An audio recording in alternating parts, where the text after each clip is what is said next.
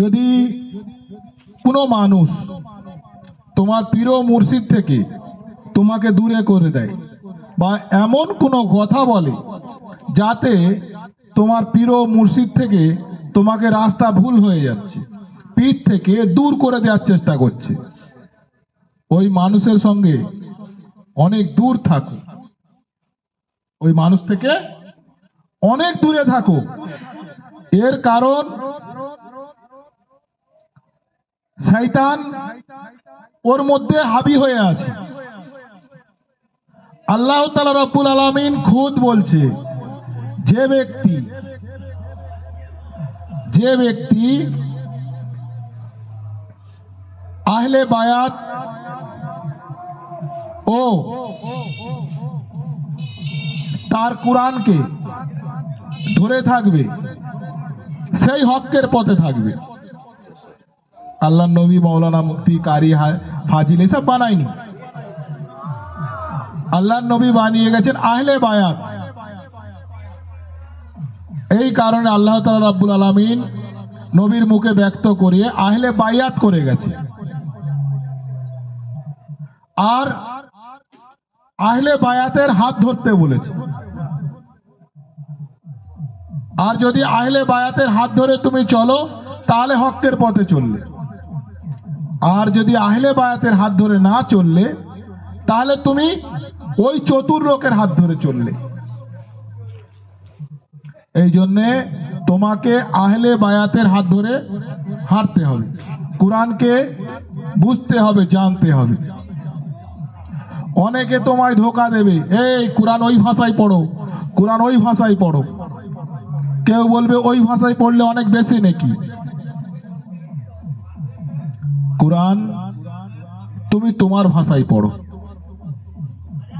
হয়তো কম নেকি হবে, কম হোক, তাতে সঠিক হবে, তাতে সঠিক হবে। তুমি বুঝে পড়ো, যদি বুঝে না পড়ো সব বেকার হবে। মানুষকে তারা বায়াতই হয়নি, কোরআন পড়ে মানুষকে ধোকা দিচ্ছে। অনেক ব্যক্তি কোরআনের বিশ্লেষণ করছে,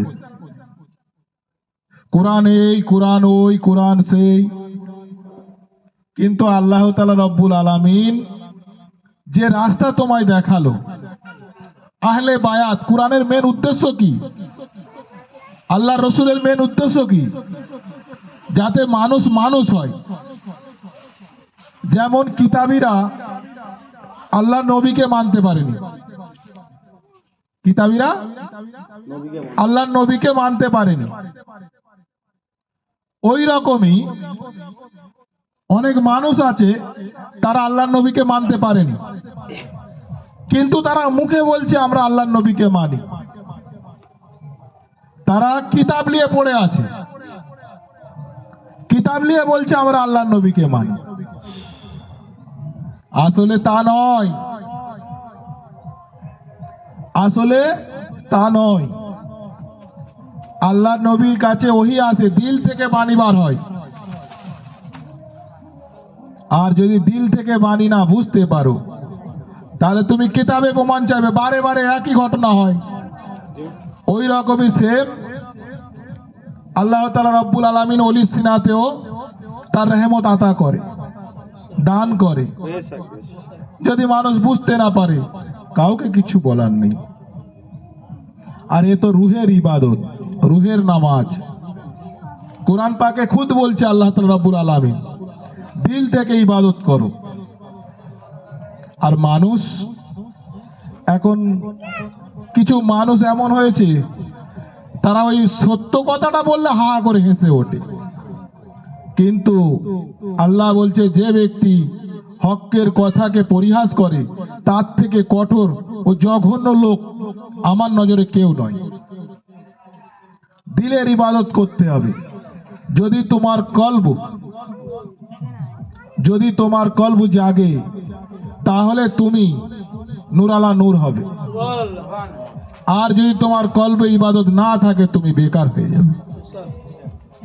এর কারণ আমাদের সঙ্গে দুটো খুব সুন্দর খেলা থাকে, একটা হলো বুদ্ধি আর একটা হলো দিল। এই দেহের মধ্যে মা সন্তানের একটা রিস্তা জায়গা লুকিয়ে আছে। যেমন সন্তান দুষ্টুমি করলে মা তাকে সাবধান করে, আবার সন্তানের চোট লাগলে মা তখন আহা গো আমার ছেলের চোট লেগেছে, কি করলে সারবে, ডাক্তারের কাছে ওঝার কাছে 10 জনের কাছে দৌড়ায়। ওই রকমই দেখবে আমাদের বুদ্ধি, যখন আমাদের মন আমাদের বুদ্ধি ভাগ করতে থাকে, বিচার করতে থাকে, আপন পথ ধরে টানাটানি করে, দেহেই কোনো জায়গায় কেটে গেলে আমাদের বুদ্ধি সেই জায়গায় ব্যথা অনুভব করে, কষ্ট অনুভব করে, আর আমাদের দিল আকুড় বাকুড় করে, কি করলে সারবে, কি করলে সারবে। তো এই হলো দুই জায়গা, এক হলো বুদ্ধি আর এক দিল। বুদ্ধি তোমার শরীরের সর্ব খবরের মালিক, আর তোমার রুহু হলো দিলে বসত করে। সেই রুহুর ইবাদত শিখতে হবে। এই জন্য বেশ কিছু মানুষ ওলি আল্লাহকে পরিহাস করে, কিন্তু তারা ওলি আল্লাহ হয়ে যায়। তারা ওদের থেকে অনেক উঁচু দরজার লোক হয়ে দাঁড়ায়। তাদেরকে অনেক কুরআন, অনেক হাদিস দিয়ে তাদেরকে ছোট করে দেয় এরা। আসলে নবীর জাত কাউকে ছোট করে না, ওলির জাত কাউকে ছোট করে না, কিন্তু এরা হালে কালে কৌশলে ছোট করার চেষ্টা করে। এই জন্যে তোমাদেরকে প্রথমে জানতে হবে, বুঝতে হবে, স্থির হয়ে বসো। তোমার প্রিয় মুর্শিদ যে জিকির দিয়েছে তোমাকে, সেই জিকির নিয়ে তুমি প্রথমে জিকির করো, জিকির করো। আল্লাহর নাম আজ পড়ো। শুধু এতটাই জীবের একটা বাঁধন, সেই জিকির তোমরা করো, আর সেই আল্লাহর নামেতে দিওয়ানা হও, আশিকে রসুল বানো, আশিকে রসুল বানো। কেউ তোমার কোনো ক্ষতি করতে পারবে না। আমরা বারে বারে চিন্তা করি, এত জিকির করছি কই আমার পয়সা হয়নি, এত জিকির করছি কই আমার সংসারে উন্নতি হয়নি, এত জিকির করছি কই আমার এ হয়নি। আমরা আসলে ওই জিকিরটা সংসারে উন্নতির জন্য করেছি, এই জন্য উন্নতি হয়নি। যেমন দর্জি কাপড় সেলাই করে, যদি একটা কাপড় নিজের জন্য, একটা কাপড় মায়ের জন্য, একটা কাপড় বোনের জন্য, একটা কাপড় ভাইয়ের জন্য সেলাই করে, তাহলে কত টাকা ইনকাম হবে? ওই রকম জিকির করো রব্বের জন্য, কোনো খোট মনে না নিয়ে স্থিরভাবে জিকির করো। আর যা কিছু আল্লাহ দিয়েছে দুনিয়ার বুকে তাকে গৌর ফিকার করো। তখন তুমি অটোমেটিক জানতে পেরে যাবে যে আল্লাহ আমার জন্য অমূল্য রতন দিয়েছে। আমার কাছে পুঁজি নেই, আল্লাহ কিছু দেয়নি। একটা মানুষের যদি ফুসফুস বিক্রি করো 2.5 লক্ষ টাকা পাবে,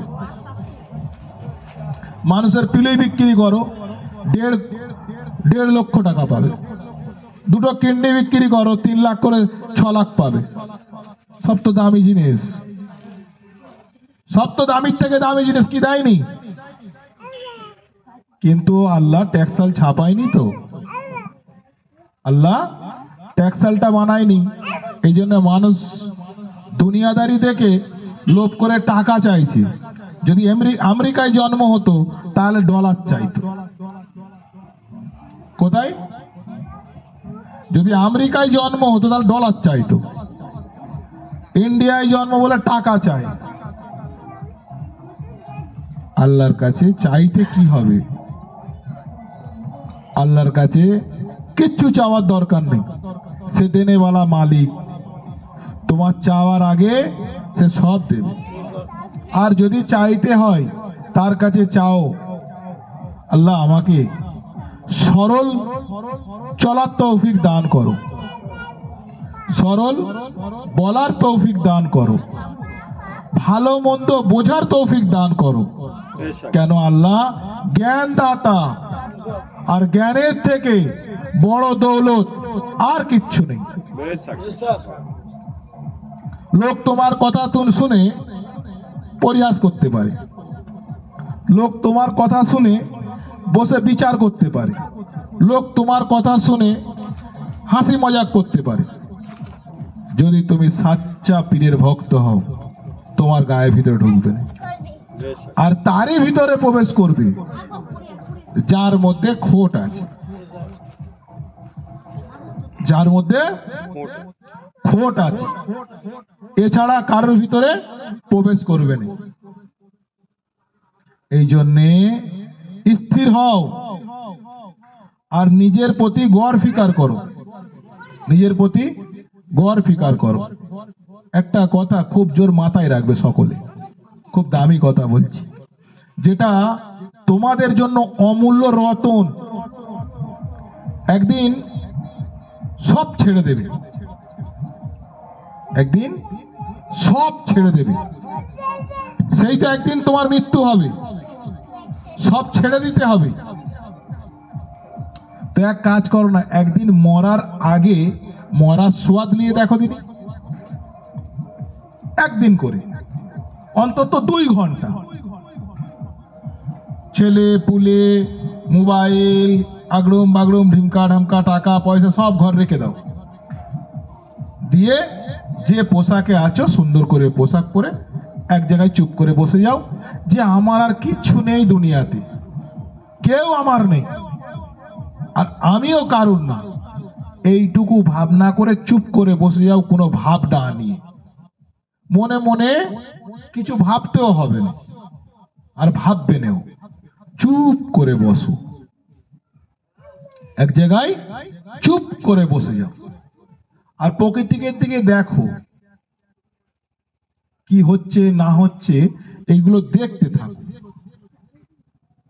কুদরত কি করছে এইগুলো দেখতে থাকো। কি কথা বলছো?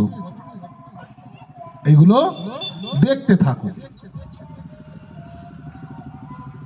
প্রত্যেক জিনিসটাকে, কুদরতের প্রত্যেক জিনিসটাকে দেখতে থাকো, महसूस করো যে আল্লাহ কিভাবে চালাচ্ছে, কিভাবে চলতেছে, এর মধ্যে দম কিভাবে আসছে, এর মধ্যে থেকে দম কিভাবে যাচ্ছে, এ আসলে একে অপরের সঙ্গে জুড়ছে কিভাবে, ফল কিভাবে তৈরি করছে। প্রত্যেকটা জিনিসের প্রতি গড় ফিকার করো। বসো, পরে বলছি, এই শাসনের পাশে বসো, বসো, একে অপরে গড় ফিকার করো। তাহলে তাহলে তুমি জানতে পেরে যাবে। যেমন দেখবে সিনেমা চলে, কোনো পিকচার চলে, আমরা কি করি, তার দিকে দেখি, তাতে মারামারি যখন হয় আমরা ঝগড়া ছাড়াতে যাই কি? কেউ চিটিংবাজি করলে আরেকজনকে বলে দিই কি এই লোকটা চিটিংবাজ, এই লোকটা এই? কিছুই তো বলতে পারেনি। কেন? আমাদের ভিতরে একটা জিনিস চলতে থাকে যে আমরা একটা নাটক দেখছি, আমরা একটা নাটক দেখছি, আমরা একটা নাটক দেখছি। আমরা এটাই ভাবি তো, আমরা ভাবি আমরা একটা নাটক দেখছি। এই জন্য আমাদের ভিতরে এক জায়গায় একটা সেন্সার রেডি আছে যে না, এটা নাটক, এটা অন্য কিছু নয়, এটা একটা নাটক। তবে অনেকে কমজোর দিল থাকলে বা এ থাকলে ইমোশনাল হয়ে যায়, দুটো কথা বলে বসে। আবার অনেকে কেঁদে ফেলে, অনেকে হেসে ফেলে। এটা আমাদের একটা মাইন্ড ধরে নেয়। কিন্তু ওই যে তুমি 2 ঘন্টা করে বসবে প্রত্যেক দিন, তুমি এই ভাবনা নিয়ে বসো, এই দুনিয়াটাকে আমি দেখছি, শুধু আমি এক দৃষ্টা মাত্র, 2 ঘন্টা, সপ্তাহে 1 দিন করে দেখো, তখন তোমার বাঁচতে সুযোগ পেয়ে যাবে। আর তোমার মধ্যে একটা নতুন আবির্ভাব তৈরি হবে। এত সুন্দর জীবন দিয়েছে, এত হাসি খুশির জীবন দিয়েছে, গাছপালা পেড় পৌধা সব কিছু উঠা বসা করছে, এত সুন্দর জীবন দিয়েছে। তখন তোমার বাঁচতে সুবিধা হয়ে যাবে। এখান দিয়ে বসে তোমার চেপে যাও, একটু চেপে যাও। তখন তোমার বাঁচার একটা নতুন নতুন আবির্ভাব জেগে উঠবে। তখন তোমার বাঁচতে খুশি হবে, তখন তুমি নিজে খুব খুশি হয়ে উঠবে। যতক্ষণ না তুমি নিজেকে চূর্ণ করতে পারো, নিজেকে ভাগ করে দেখতে পারো। এই যেমন কথা বলেছে, নিজেকে, নিজের নফসকে মারো। আসলে মারা হয়তো কোন ভাষায় বলেছে আমি জানিনি, কিন্তু মারতে বলেনি। এই যেমন চূর্ণ করো, চূর্ণ করাও মেরে ফেলা, আসলে তা নয়, বিভাগ করা। তোমার নফসকে তুমি বিভাগ করো নিজেই। যখন তুমি বিভাগ করবে সব জেনে যাবে। আর যদি তুমি বিভাগ না করতে পারো, তুমি কোনোদিন কিচ্ছু জানতে পারবে না। তোমার নফস এটা চাইলো, তুমি নফসকে কোনোদিন প্রশ্ন করেছো যে তুমি করো আমি করতে পারিনি? না, আমরা তা করিনি। যখন তোমার মধ্যে রাগ আসে, তোমরা কোনোদিন তোমার নফসকে বলেছো যে যাও তুমি রাগ দেখাও, আমি দেখাবনি? আমরা তা করব না। কই বাবা কিছু হয়নি। আরে পীরের কাছে মুরিদ হয়েছি কি কারণে? মুরিদের মতলব বিকিয়ে যাওয়া, মুরিদের মতলব বিকিয়ে যাওয়া, আহলে বায়াতের কাছে বিকিয়ে যাওয়া। কিছু লোক বলে আমরা পীর মানি না। মানবে কেন?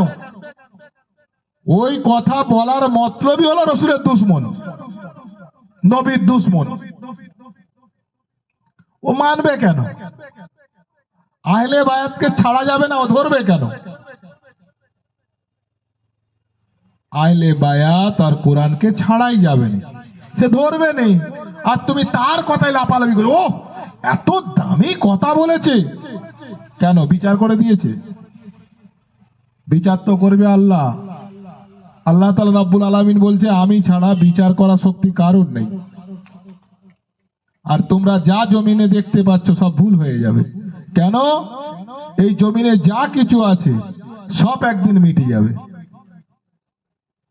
যখন সব মিটেই যাবে, তো তোমার কি মাথায় ঢোকে নেই যে আমাকে কার হাত ধরতে হবে?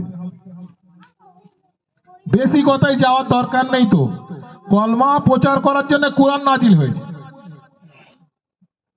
নবীকে যাতে মানুষ মানে সেই জন্য কোরআন নাজিল হলো, নবীর কলমাকে যাতে মানে সেই জন্য কোরআন নাজিল হলো। এইটুকু মাথায় ঢোকে নেই। ওহ, তুমি বড় কোরআনের হিসাব করতেছো, আল্লাহর কথার হিসাব তুমি কি জানো? হে, আল্লাহর কথার তুমি কি হিসাব জানো? আল্লাহর কথার হিসাব আল্লাহই জানে। তুমি যাকে শেষ মনে করো আল্লাহ সেখান থেকে শুরু করে। তুমি যেখান থেকে শেষ মনে করো আর আল্লাহ সেখান থেকেই শুরু করে। তুমি কি বুঝবে আল্লাহর খেলা? যে আমাদের মুসলিম বলে, মুসলিম সাহ, যে 1 ফোঁটা পানি শেষ করা যায়নি, তাকে কাঁচের ভিতরে রেখে তাকে একবার মুখ ঢাকনা বন্ধ করে দিয়ে গরম করে দেখো, ভাপ পেনে কাঁচের গায়ে লেগে যাবে, ঠান্ডা হলে 1 ফোঁটা এক জায়গায় পৌঁছে যাবে। আবার ভাপ পেনে 1000 জায়গায় ছড়িয়ে যাবে, আবার ঠান্ডা হলে এক জায়গায় নাড়া দিলে এসে যাবে। পানি ক্ষমতা শেষ করার ক্ষমতা নেই। কি তুমি শেষ করবে? আর তুমি যেটা দেখতে পাচ্ছ শেষ হচ্ছে, ও আসলে প্রতিবিম্ব, ও আসলে প্রতিবিম্ব। যেমন থার্মোকল দেখতে অনেক বড়, একটুখানি আগুন লাগিয়ে দাঁড়াও, দেখবে এতটুকু হয়ে গেছে। থার্মোকল যেমন, ওই রকম পরজ্ঞান অনেক। আমার চোখে তো আলেমও নেই, তো পরের পড়া পড়ে এরা। আলেম তো সে যিনি আল্লাহর কথাকে দুনিয়ায় প্রচার করে। এই কথার উত্তর আছে। একদিন মুসা নবীকে বললেন সব থেকে বড় আলেম কে? মুসা নবী বললে, কেন, আজকের যুগে আমি সব থেকে বড় আলেম, আমি আল্লাহর নবী। তো বলল, তোমার থেকে বড় আলেম কি নেই? বলল, তাহলে আমি আল্লাহকে জিজ্ঞাসা করব। এই কথাই মেয়েটাই মুচকি হেসে চলে যায়। যখন তুমি জানতে পারলে না যে তোমার থেকে বড় আলেম আছে কি নেই, তুমি তাহলে সব থেকে বড় আলেম কি? কাউকে জিজ্ঞাসা করতে হবে। তখন মেয়েটা মুচকি হেসে চলে যায়। চলে যাওয়ার পরেতে মুসা জানতে চাইলো আল্লাহর কাছে যে আল্লাহ, আমার থেকে বড় আলেম আছে কি? তখন বলল, যাও খিজরের কাছে, আমার নিশ্চয়ই বড় আছে। তো এইটুকু জেনে চলো, তোমার থেকে আরেকজন বড়। তুমি যদি এইটা ভেবে চলো যে আমিই বড়, তাহলে তোমাকে ধোঁকা খেতে হবে। দেখবে সংসার জীবনে যে নারী খুব বুদ্ধিমান, সেই নারী বড্ড মার খায়। সংসার জীবনে যে পুরুষ নিজেকে খুব চতুর মনে করে, সে চারি জায়গায় মার খায়। কিন্তু আল্লাহর রাহেতে বুদ্ধিমান, চালাক, চতুরের প্রয়োজন নেই। আল্লাহর রাহেতে হকের প্রয়োজন, সরল মানুষের প্রয়োজন। কিসের প্রয়োজন? সরল মানুষের প্রয়োজন। তার রাহে যদি তুমি সরল হয়ে চলো, তাহলে সে তোমাকে নূরালা নূর করবে। আর যদি তুমি সরল হয়ে না চলো, চলতে থাকো, কে মানা করেছে? কে মানা করেছে তোমায়? তোমার কেউ মানা করেনি। তুমি পরিহাস করতে পারো, হিংসা করতে পারো, যা তোমার মনে লাগে করো, কিন্তু আল্লাহর আইনে এসব নেই। আল্লাহর আইনেতে তুমি মাথা ঝুঁকিয়ে চলো, একে অপরকে ভক্তি ও শ্রদ্ধা করে চলো, এবং ভালোবাসা দিয়ে চলো। যদি ভালোবাসা দিয়ে চলতে পারো চলো, নাহলে তোমার আনাই তোমাকে ধ্বংস করে দেবে, তোমার ভাবনাই তোমায় ধ্বংস করে দেবে, তোমার হিংসাই তোমায় ধ্বংস করে দেবে। হকের পথে তুমি চলতে পারবে না। আর হকের পথে চলার জন্য অনেক বড় সাহস দরকার। এই জন্যে জিকের হলো আফজাল। জিকের ছেড়ে কারোর কথা মাথায় লেওনি। যার কথা মাথায় নেবে সেই মুরিদ না। তাহলে জিকের থেকে যে দূরে থাকতে বলবে, সে মুরিদই না, সে বায়াতই না। আর আহলে বায়াত, তার মনের মধ্যে মোহাব্বত থাকবে, প্রেম থাকবে, আর আল্লাহর জিকেরে সে মশগুল থাকবে। যতই লাফালাফি করে লাও, বললো আমি মুরিদ। মুরিদের মতলব হলো জিন্দা হালে নত হয়ে যাওয়া। একটা উচ্চ নফস, সে আপনি আপ নত হয়ে যায়, তাকে কেউ বলে বসে জিন্দা ভাবে মরে যাওয়া। একটা তোমার হিংসা নফস, সে আপনি আপ মারা যায়, সে নত হয়ে যায়, তখন বলে জিন্দা হালে মারা যায়। এই জন্যে দেখবে সুফি ফকিরকে তারা জেনেও অনেক সময় চুপ থেকে যায়। অনেক সময় চুপ থেকে যায়। কি করবে? যখন মানুষ ভিতরে না নেবে হকের বাণী, তখন সুফি এরা চুপ হয়ে যায়। এই জন্যে তুমিও যদি সুফি হও, তাহলে তুমি নিজেকে স্থির করে নাও, চুপ করে নাও। আর যদি বুঝতে না পারো, জানতে না পারো, আস্তে আস্তে শেখার চেষ্টা করে নাও। যখন দেখবে কোনো মানুষ তর্ক করবে, একটা বাহাস করবে নামাজের নাম নিয়ে, কার নাম নিয়ে? নামাজ।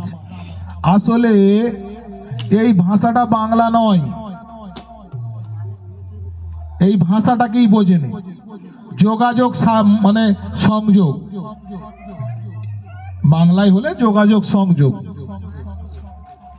না বুঝে লাপালাপি করছে, তর্ক করছে, লোককে নত করছে, লোককে ছোট করছে। এই ছোট করার জন্যে তার অনেক সাজা পাবে, এই অপমান করার জন্যে সে অনেক সাজা পাবে, আল্লাহ তাকে অনেক সাজা দেবে। যখন সে বুঝতে পারবে হয়তো বেলা তার হয়ে যাবে। এই জন্যে প্রত্যেক দমে দমে জিকির করো, আল্লাহর ইবাদত করো, হকের পথে চলো। বাকি যে যেমন কর্ম করবে সে তেমন ফল পাবে। বেফাস কথা না বলাই ভালো। যতক্ষণ তুমি বেফাস কথা বলবে ততক্ষণ জিকির করো, আর তখন বলো যখন তোমাকে তোমার পীর মুর্শিদ হুকুম দেবে বলার। বাকি কারোর মত শুনে পীর থেকে দূর হওয়া মানে তুমি তোমার পায়ে কুড়ুল মারলে।